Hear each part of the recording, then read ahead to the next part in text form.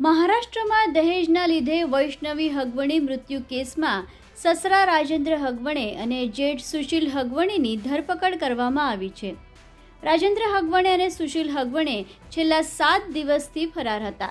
આજે સવારે 4:30 વાગે પોલીસે રાજેન્દ્ર હગવણે અને સુશીલ હગવણીની ધરપકડ કરીને તેમને કોર્ટમાં રજૂ કરવામાં આવતા 28 મે સુધીની કસ્ટડી પોલીસને આપવામાં આવી છે. વૈષ્ણવી શશાંક હગવણે તેના સાસરીઓના માનસિક અને શારીરિક ત્રાસથી કંટાળીને તેના ઘરમાં ગળે ફાંસી લગાવીને આત્મહત્યા કરી હતી. ॲडव्होकेट शिवम निंबाळकर मी मूळ फिर्यादीकडनं हजर झालो आहे. 2 आरोपींना आणलं होतं. जे आरोपी नंबर 1 त्याचे सासरे म्हणजे मैताचे सासरे आणि दीर यांना हजर केलं होतं. 5 दिवसाची पोलीस कस्टडी दिली आहे 28 तारखेपर्यंत. कुठली कारण काय कारण सांगितलं? रिमांडची कारण अशी आहे की आज पहिलाच पीसी होतं त्यांचं, तर तपास करणं त्यांच्याकडनं बाकी आहे. काही मुद्देमाल जप्त करणं बाकी आहे.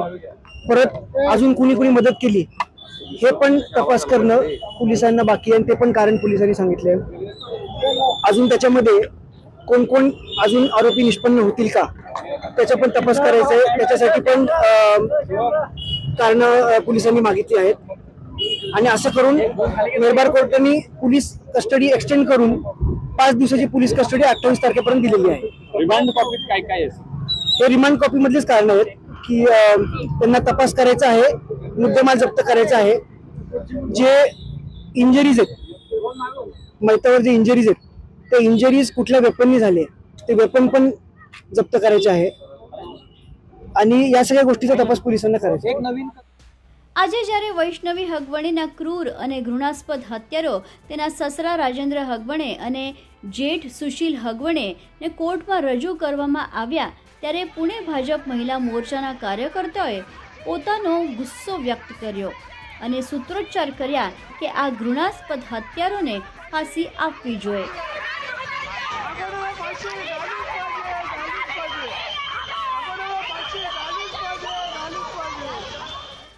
આ કેસમાં વૈષ્ણવીના મૃત્યુ માટે જવાબદાર હોવાના ઠેરવીને વૈષ્ણવીના પતિ શશાંક રાજેન્દ્ર હગવણે, સાસુ લતા રાજેન્દ્ર હગવણે અને નણંદ કરિશ્મા રાજેન્દ્ર હગવણેની પૂર્વમાં ધરપકડ કરવામાં આવી હતી.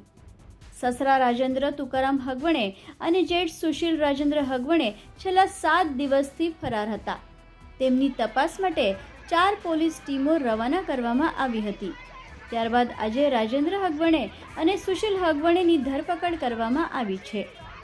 બ્યુરો રિપોર્ટ, મુંબઈ સમાચાર.